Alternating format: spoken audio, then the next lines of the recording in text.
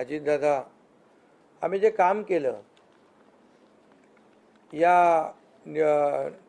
राज्यामध्ये की शिवसेना, भाजपा, राष्ट्रवादी, RP, आमचे आठवले साहेब इकडे आहेत आणि आमचे इतर घटक मित्रपक्ष, आणि जे निर्णय आम्ही घेतले ते निर्णय आतापर्यंतच्या इतिहासामध्ये न भूतो न भविष्यते असे होते. म्हणजे एकीकडे विकास केला आम्ही, डेव्हलपमेंट, म्हणजे जे 2.5 वर्षात महाविकास आघाडी सरकारने जी काही कामं बंद पाडली होती, स्पीड ब्रेकर टाकले होते, सगळी कामं थांबवली होती. तुमच्या काळातली जी कामं, जसं महाविकास आघाडीचं सरकार 2019ला आलं त्यानंतर ती सगळी कामं बंद पाडली, त्याला स्टे दिले आणि ते स्टे आम्ही सगळे काढले आणि कामं सुरू झाली. मग अटल सेतू झाला, समृद्धी झाला, आपला कोस्टल झाला आणि मेट्रो झाली, कारशेड झालं आणि मोदी साहेबांच्या शुभ हस्ते त्याचं आम्ही उद्घाटनही करू शकलो. ज्याचं भूमिपूजन मोदी साहेबांनी केलं त्याचं उद्घाटन करण्याचे भाग्य आम्हाला मिळालं आणि त्यामुळे कामाला आम्ही प्राथमिकता दिली, विकासाला आम्ही प्राधान्य दिलं आणि आम्ही त्यामध्ये एकच डोळ्यासमोर ठेवलं की या राज्याचा सर्वांगीण विकास. आणि राज्याचा सर्वांगीण विकास करत असताना सर्व घटकांना आम्ही समोर ठेवलं आणि पाहिलं की जे 2.5 वर्षामध्ये जी कामं त्यांनी थांबवलेली आणि 2.5 वर्ष त्यांनी जे सगळं बंद पाडलं होतं ते किती वेगाने आम्ही सुरू करू शकलो याचं समाधान आणि आनंद आम्हाला आहे. कारण त्याचे तुम्ही ते फळं पाहत आहे. सगळी लोकांना आपण मेट्रो दिली, समृद्धी दिलं, अटल सेतू दिला, कोस्टल दिलं, लोक तो वापरू लागले. आणि त्याचबरोबर दुसरीकडे कल्याणकारी योजना आम्ही केल्या. कल्याणकारी योजनेमध्ये लाडकी बहीण, मुख्यमंत्री लाडकी बहीण योजना, त्यानंतर मग लाडका भाऊ केला आम्ही, युवा प्रशिक्षण योजना केली, 3 गॅस सिलेंडर दिले, त्यानंतर वयोश्री योजना केली, शेतकऱ्यांची आम्ही योजना केली, शेतकऱ्यांना वीज बिल माफ केलं, शेतकऱ्यांचं जे किती 7.5 HP 3.5-7.5 हां 3.5-7.5 आणि त्या पंपाचं वीज बिल माफ केलं. शेतकऱ्यांना आम्ही 2.5 वर्षामध्ये, 2.25 वर्षामध्ये आतापर्यंतच्या इतिहासामध्ये जेवढा मोबदला दिला नव्हता 15,000 कोटी रुपये तो दिला. त्यांच्या योजनांसाठी 45,000 कोटी रुपये. म्हणजे एकंदरीत कल्याणकारी, मी डिटेलमध्ये जात नाही त्याच्यामध्ये, पण एकीकडे विकास आणि दुसरीकडे कल्याणकारी योजना याची आम्ही सांगड घालण्याचा प्रयत्न केला. आणि नेमकं यामध्ये आमचा उद्देश एवढाच होता की या राज्याला पुढे न्यायचं, या राज्याचा सर्वांगीण विकास करायचा, या राज्यातल्या प्रत्येक घटकाला काही ना काही राज्य सरकारच्या माध्यमातून आधार मिळाला पाहिजे. आणि मग आम्ही सर्वसामान्यांचं सरकार म्हणायचो. मग सर्वसामान्यांचं सरकार म्हणताना सर्वसामान्याला काय मिळालं याचा विचार आम्ही केला. आणि मला अभिमानाने या ठिकाणी सांगायचं आहे की मोदी साहेबांनी, केंद्र सरकारने देखील आमच्या पाठीमागे उभे राहिले ताकदीने, की जे आमचे प्रस्ताव जे आहेत ते त्यांनी मान्य केले आणि मोठ्या प्रमाणावर गेल्या 10 वर्षामध्ये जे केंद्राने देखील या राज्याला 10 वर्ष तर जाऊ द्या, पण 2-2.5 वर्षामध्ये देखील आम्हाला लाखो कोटी रुपयांचं सहकार्य केलं. त्यामुळे एक डबल इंजिनचं सरकार देखील या राज्यामध्ये, वेगवान सरकार, गतिमान सरकार, निर्णय घ्यायला धडाधड निर्णय घेतले आम्ही. त्यामुळे 2.5 वर्षात सिंचन प्रकल्प 4 त्यांनी केले महाविकास आघाडीने, आम्ही होतो तिकडे. आणि आता आमच्या वेळेस सुप्रमा 124 सुप्रमा दिल्या. म्हणजे एक फक्त उदाहरण की अशा प्रकारचं काम आम्ही केल्यामुळे या राज्यातल्या जनतेने, सर्वसामान्य माणूस आम्ही केंद्रबिंदू मानला. म्हणजे त्याच्यामध्ये महिला आहेत, गरीब आहे, युवक आहे, शेतकरी आहे, यांना आम्ही केंद्रबिंदू मानून काम केलं आणि त्यांच्यासाठी आम्ही योजना केल्या.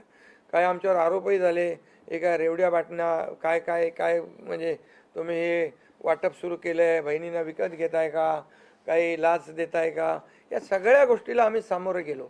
कोर्टामध्ये काही लोक गेले ही योजना बंद करण्यासाठी. आणि म्हणून लाडकी बहीण योजना जी आहे, त्याचबरोबर शासन आपल्या दारी, आम्ही ह्याच्यापूर्वी शासन आपल्या दारी आम्ही केलं डायरेक्ट. तेव्हाही योजना होत्या, पूर्वी लाभही होते, सगळं होतं, परंतु लोक कंटाळून ते योजनांचा लाभ घेण्यापासून वंचित राहत होते. आम्ही 5 कोटी लोकांना त्याचा लाभ दिला शासन आपल्या दारी. आणि आपल्या लाडकी बहीण योजना, यामुळे एकंदरीत लोकांनी विश्वास ठेवला की हे देणारं सरकार आहे, हे फक्त बोलणारं सरकार नाही आहे. आणि म्हणून देणारं सरकार आहे याच्यावर विश्वास ठेवला आणि कल्याणकारी योजना ज्या केल्या आम्ही फक्त बोललो नाही तर 5 इन्स्टॉलमेंट लाडक्या बहिणींच्या खात्यात टाकले सुद्धा. आणि आम्ही तर आम्हाला माहीत होतं हे विरोधक सावत्र भाऊ आमच्या या नोव्हेंबरच्या पैशामध्ये अडकाटी आणतील, म्हणून आम्ही ऑक्टोबरमध्येच आचारसंहिता लागायच्या अगोदर नोव्हेंबरचे पण पैसे दिले. कारण शेवटी आम्ही देण्याची नियत आमची आहे, नियत साफ आहे. कारण आम्ही फक्त कागदावर योजना ठेवायच्यासाठी केलं नाही. आणि त्यामुळे एकंदरीत या राज्यामध्ये सर्वसामान्यांचं सरकार सर्वसामान्यांसाठी काहीतरी करतंय ही भावना प्रत्येकाच्या मनामध्ये निर्माण झाली. आणि आम्ही म्हणालो common man common man common man. आता कॉमन मॅनने आम्ही ठरवलं आहे की त्यांच्या जीवनामध्ये काही बदल घडवून चांगले दिवस आणून त्याला सुपरमॅन करायचं. पण त्यांनी आम्हाला या निवडणुकीत सुपरमॅनसारखं काम करून दाखवलं आणि एवढं भरभरून त्यांनी आशीर्वाद दिले की लोकांनी एवढंच आहे की यामध्ये बऱ्याचशा गोष्टी स्पष्ट झाल्या. लोकांनी कल्याणाचं आणि विकासाचं राजकारण स्वीकारलं. लोकांनी सुडाचं, आरोपाचं, द्वेषाचं राजकारण झिडकारलं. आणि म्हणून 2 निवडणुका ज्या लोकसभेमध्ये पण आणि लोकसभेत फेक नरेटिव्ह वगैरे सगळं केलं, काय काय केलं, संविधान बदलणार वगैरे, सगळ्या जातीमध्ये भीती निर्माण केली, प्रत्येकाला घाबरवलं, तरीसुद्धा एवढं होऊन पण प्रधानमंत्रीपदी मोदी साहेबच बसले. आता ते म्हणाले जनतेच्या दरबारात जाऊ, आम्ही जनतेच्या दरबारात जाऊ, लोकसभेच्या वेळेस पण गेले. पण शेवटी एवढं करून एवढं सगळं खोटं नाटं सांगून लोकांना घाबरवून पण प्रधानमंत्रीपदी शेवटी मोदी साहेब बसले. आणि आताही म्हणाले आम्ही जनतेच्या दरबारात जाऊ. आता जनतेने त्यांना जो काय मॅन्डेट द्यायचा तो दिलेला आहे. आणि त्यामुळे जनतेने पूर्णपणे विकासाला आणि कल्याणकारी योजनांना स्वीकारलेला आहे. यामध्ये लोक रोज आमचं सरकार स्थापन झाल्यापासून रोज सरकार पडणार रोज आम्हाला 3-4च शब्द ठेवले होते त्यांनी. ते शब्द तुम्हाला माहीत आहे, मी ते परत त्याचा उच्चार करू इच्छित नाही. पण 4था शब्द होता का? नाही. पण आम्ही त्याला आरोपाने उत्तर नाही दिलं. आम्ही कामातून उत्तर दिलं त्याला. आणि कामातून उत्तर दिलं आणि ते काम लोकांना भावलं की बाबा हे काम करणारे लोक आहेत आणि काम सर्वसामान्य लोक आहेत. मी स्वतःला काय समजायचो, CM म्हणजे चीफ मिनिस्टर, मी म्हणायचो कॉमन मॅन आहे. आता कॉमन मॅनमध्ये मी जायचो. आता आमचे दोन्ही उपमुख्यमंत्री दोन्ही आम्ही 24/7 काम करत होतो.